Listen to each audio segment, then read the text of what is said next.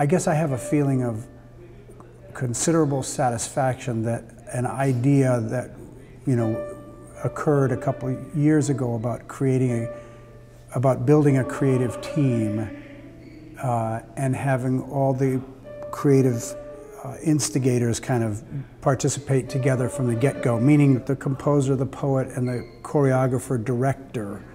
So Bob went to Mark and said, you know, can you write something that would have some kind of movement as, you know, from the conception of it. It was intended to move. So those who have heard my music in the past know that it's usually kind of complex. It's got a lot of layers, and but I tried to get to the heart of that and simplify it as much as I could, just to make sure that there was room for everybody to do what they needed to do.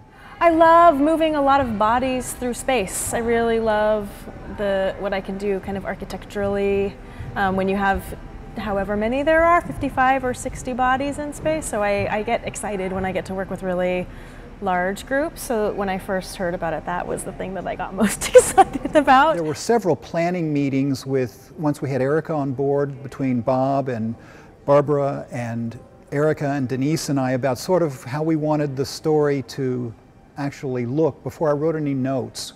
So we sort of made sure we all had sort of the same ground plan, or had an idea of where it was going and how I could craft the music to do that. And then the music itself is also very architectural. Like, it just feels very conducive for me. It feels like a puzzle, and I feel like my work with the groups is often to like crack the code on the puzzle that is the music. When they were off book at the beginning and the end, they were off book completely, and then the books were used a few times for props, and that's Erika. You know, she was bumping up against some limitations, and I was many times thinking, okay, there's no way we can do that, but I'm not going to say anything because maybe we can. And I would say a lot of times we ended up being able to do things that I would never have thought we could have. Very different than having everybody standing on risers in front of you. This is much more ritual and abstract and kind of gets your gut rather than your head. And I really like that. I think it's very different from what Volti usually does.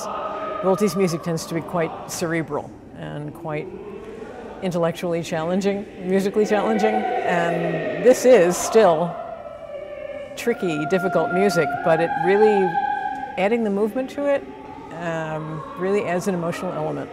I think rather than a literal story, this thing is a little more ritualistic and a little more general in some ways, and I hope that that gives room for people to bring their own selves to the performance and be drawn in by it. I mean, I have my own kind of emotional response to the material, and I think the material itself is so open and imagistic and abstract that I think it will land on everybody in a different way.